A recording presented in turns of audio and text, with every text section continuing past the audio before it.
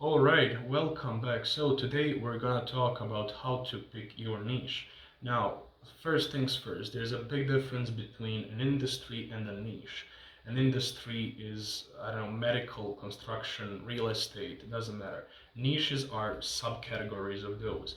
Now, when you pick an industry, you want to preferably pick something that you have some sort of knowledge or experience, in.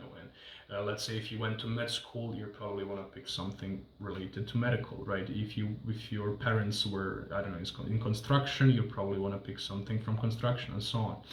And when you pick an industry, you want to niche down on one thing. The reason I say that is because like no regardless of it being the same industry, there all those like let's say if you pick medical, like you can't be doing chiropractors, dentists, med spas, like they are like you can't be doing all of them. Like they are all very different from one another. Their client base is different, their income is different, their needs are different, everything is different. It's like two, like it's not even remotely close. They just share like a category, right? Now, when you pick a niche, an industry, you want to research everything there is about it. Like, it doesn't matter what it is. Like, no matter how insignificant or small it is, like you want to go watch a bunch of YouTube videos, you want to Google everything, you want to, whatever it is, you want to know it, right?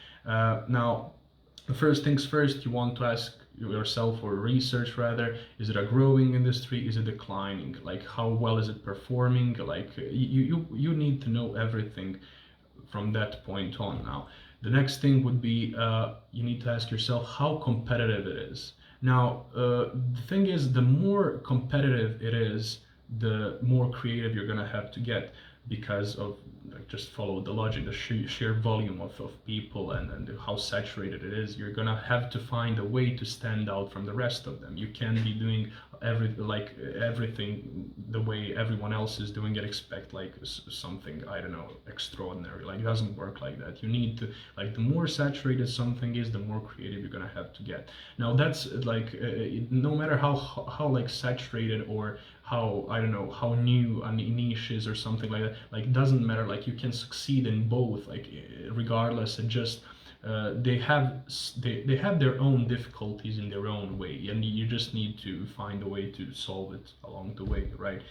Now, the next thing you want to ask yourself is, how much does your targeted audience make? Like, how much do they earn? Because you want to be able to charge them like enough money, right? Like, you're not gonna charge them 100 or 500 bucks. You're preferably gonna look for 2 to 5 thousand a month. And now, in order to do that, you need to be able to provide at least 5 to 10 times that value in order for them to, make sense out of your offer and just doing business with you. So that's kind of one of the most important things when it comes to like structuring your business in general. Because, like, let's say, for an example, if you want to work with real estate agents, there's a shit ton of real estate agents, but the problem is they're all like 95% of them are not making more than like 50K a year, right? I mean, that's generous, but the thing about that is, if you pick a niche like that, you have to provide them like some real value, and you're probably not going to be able to charge them upfront. And I mean, you generally don't want to do that when you're starting out, but we're going to talk about it in the separate video. Now, on the other hand, if you want to, I don't know, work with dentists, they earn a lot, like a lot, but they're it's incredibly saturated, and it's incredibly hard to get to a dentist, because you have gatekeepers, you have stuff like that. You can't just, oh, I'm gonna find the phone number list of all the dentists in the US, and I'm gonna, like, the personal number. It doesn't work like that. And really, the thing is, you need to.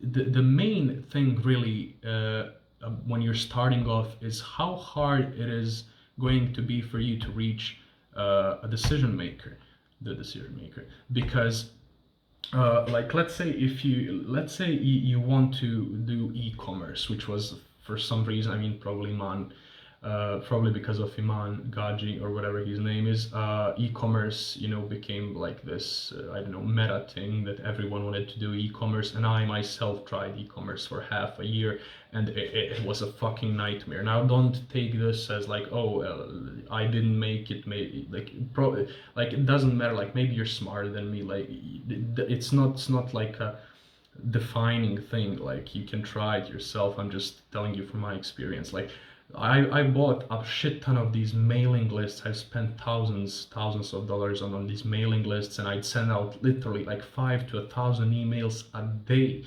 And I would get one response in like 10,000 emails sent, and out of those, out of 1,000 responses, I'd get like maybe 1 or 2 customers. Right? It's ridiculously difficult, but if you're creative enough, if you can find a way to get to them and stuff like that, like good luck. Like I'd love to see someone like succeed, like no matter what it is. Now, and when it comes to like e-commerce and stuff like that, just one more thing. If you thought about going into e-commerce, those same people that are like that made some sort of success in e-commerce, they're fairly familiar with most things internet related, right? That includes like advertising, marketing, and stuff like that. So in order for you to provide them some actual value, you really need to get creative, past getting to the decision maker. I mean, again, my opinion, you can do whatever the fuck you want. Now, the next and final thing is service delivery. Now, it's probably like the most important part, because like no matter how easy it is for you to get clients, or how much you're growing and stuff like that, if you can't deliver on your promise on whatever you want to do, right, you're gonna be losing clients, and that just, I mean, it's counterintuitive. So you really want to, when you figured everything out, you really want to make sure that you can bring them, like that you can provide them some actual value. Like not just do whatever the fuck, not just do SEO, not just do like, I don't know, social media management, like posts for them. Who gives a fuck about it? You need to provide some real value. You need to figure out how are they earning money, and how can you bring them more money. That's all that it is. Like they pay you money, you earn them money, and that's all that it is.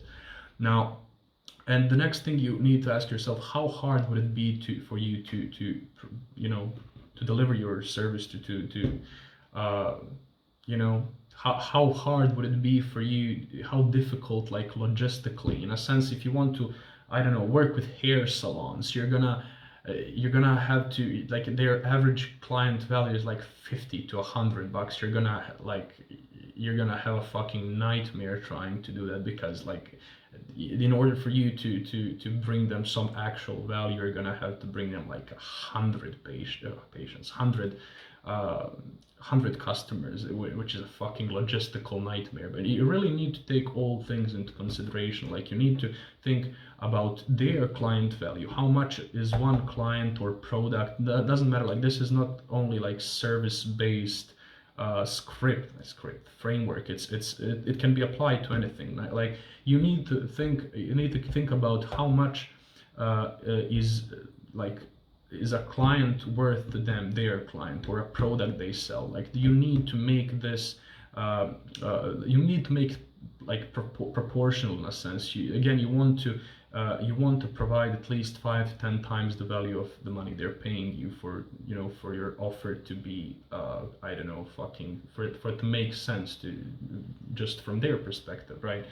Now, when it comes to offer, the next video is gonna be on that. I'm gonna make a completely separate video, because your offer really needs to be fucking brain dead. Like the moment like when you pick up the phone or whatever, like when you tell, oh, I have a business pitch for you, say what it is, like you tell them, like, and it needs to be in 20 seconds. And when you tell them, it needs to click in their head, and they're just like, yeah, fuck yeah, this is what I was looking for. Because like 95% of my clients that I worked with, they like either they were like all in or they didn't give a fuck at all. And these that were all in, they were like, this is exactly what I was looking for. Like I was waiting on this because my offer was fucking ridiculously good, and it still is. And you'll, if you stick around for the next video, you'll realize it yourself. It's fucking amazing. Now, and I'm gonna teach you how to do the same, and that's gonna be the next video. So this is all that it is for this one, and I'll see you in the next one. Peace.